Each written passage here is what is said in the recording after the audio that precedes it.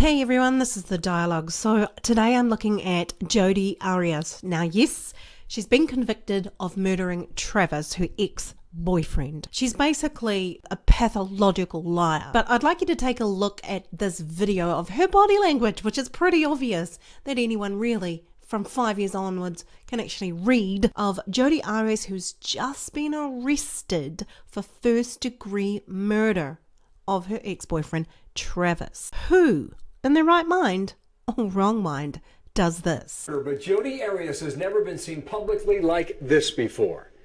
In the video you're watching, and more that you're about to see, a detective has just left the room after interviewing her about the killing of her ex-boyfriend. So on the get-go, ladies and gentlemen, we've got Jodi Arias doing handstands. She's doing handstands in the interrogation room. Notice she's got some water there. Let's have a look at some other body language, which is pretty obvious that she's got a whole lot of duping delight going on. We don't need to see her micro expressions. It's in her straight up laughter. It's the Jodi Arias you haven't seen. Should have at least done your makeup, Jodi. Okay, so she has just been interrogated for 4 hours. This is the break that she's having right there. And all she cares about is the fact that she's not wearing any makeup and how she looks. She's very vain and narcissistic, obviously. But she just had a big giggle. A big giggle. So I wonder what she was giggling about. Could it be the fact that she's just, in her mind, duped a whole lot of cops there? And here Jodi Arias is taking a deep breath. Remember, she's been charged with first-degree murder.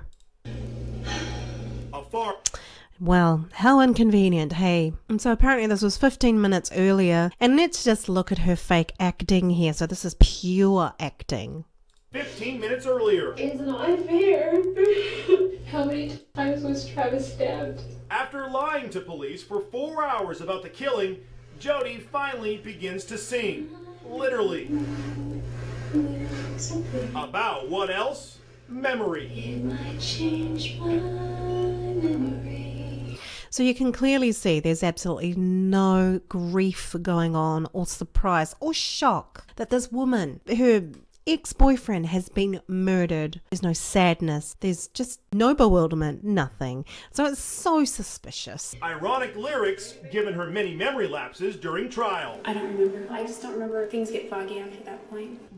Yeah, so there she is doing her handstand. And let's have a look at more evidence of Jodi Arias' vanity. Detective Flores showed up at her doorstep in Wairika. Was she surprised?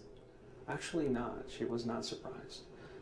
One of the things she said to me as soon as she saw me was, is there any way I can get my purse so I can get my makeup on?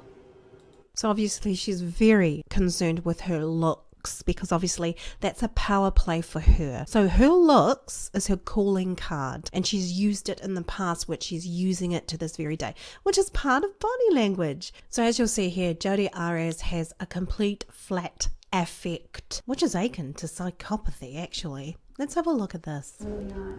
No, I had no part in it. So you've had enough? Absolutely not. No, I had Sorry, I'll go back. Did you? I have to ask you this. Did you kill Travis? Absolutely not. No, I had no part in it. So you've had nothing to do with Travis Alexander's death? Is that Nothing to do with it. Okay, wouldn't you be upset that someone's accusing you of actually murder? If you didn't do it, there'd be a sense of bewilderment, can't believe it, or defending going on. There'd be slight anger going on. There's absolutely nothing going on in her face apart from, look at me, aren't I beautiful? In a 2008 jailhouse interview, Jodi Arias denied having anything to do with the brutal killing of her ex-boyfriend. She was soothing herself there with all their little hand movements. Now keep in mind that Jodi has been a pathological liar since she was in her teens. So she's a very good liar. Well, not a fantastic liar, because there are times when she showed contempt and there was a whole lot of duping delight in court. But you can tell that she's done a good job of faking it. But I'm very grateful that this is one thing that I will never have to answer to. And, this is not one of those things that will be brought up.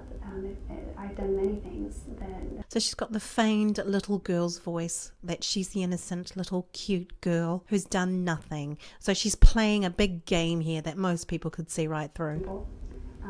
But this is not one of them. This is Jodi Arias' father talking about Jodi when she was 14 and how dodgy she was. Let's have a look. Parents. And when she was in 8th grade, she got busted for growing marijuana without Tupperware, putting it on top of the roof. We found it and they called the sheriff department. And then they busted her, and then, I don't know, some other friends or something. And then we searched her room. That was the first time we ever searched her room. And after that, she was kind of like something turned in her head. We were nosy parents, and we were gonna search everything she had. So she hid everything from us, and always has since then. She's never been honest with us since then. And so what I can tell is that he's pretty straight up with his body language. You know, he's open. There may be a little bit of a barrier here, but not much. It's just him putting his hands on the table. She was probably 14 then, because she has never been honest with us ever since then. And then when she had the house in Palm Desert, we told her we wanted to come visit her, and she goes, "Where are you going to stay?" She didn't want to stay in her house because she was afraid we were going to snoop through her stuff. And I go, hey, That is kind of strange. that's just the way she's been. And So open body language. His palms are open outwards. And she was in Palm Desert after that, man. That's when everything, I don't know what, it's been a couple of years then. And I said she's been a little crazy for a year. so that was Jodi Arias' father. Even he says that she's dodgy. And here we can see Jodi a little bit testy with the interviewer. This is after she's been convicted by the jury. This is her having one of a few interviews straight after she's been convicted. So she hasn't been sentenced yet. If you were on that jury and you had heard what they had heard, would you kill you? I don't believe in capital punishment, so the answer would be no. For now, Arias is sticking by that story the jury didn't buy, that she's an abused woman who killed in self-defense when Alexander lunged at her from his shower. So you really are never going to tell the truth about what went down in that bathroom? So if we look even at the interviewer's face, so you've got slamming of the mouth. He's actually angry with her, and he's not letting her off the hook. He's got wide eyes, strong eyes. I don't know what you mean by that, because I've told the truth. And even there with Jodi Arias, it was a slight shoulder raise, which tells me she's fibbing. Okay. I didn't know. And even he's in disbelief. Raising of the eyebrows, head bobbing down. Doesn't believe her. That you were a hater when you came to interview me. I'm not. And that was about as angry.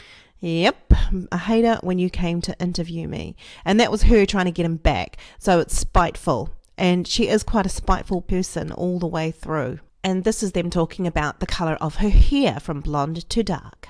Change in appearance was going from blonde bombshell to sort of the mousy church librarian look in court. Was that a defense strategy? Was that your idea? What was that? No, they don't sell Clairol hair dye in jail. So this is my natural hair color. Right there, she was flippant again and had somewhat of an attitude with a fake smile and a fake demeanour going on. So there's a lot going on behind, there's a lot of intelligence, dare I say, going on with Jodi Arias. However, she thinks that she's continuously duping everyone around her, and that's her typical duping face. And lastly, guys, this is the lawyer talking about the raised voices, the screaming, I guess, that Travis supposedly, allegedly, was threatening Jodi Arias. Decibel of the voice that creates problems?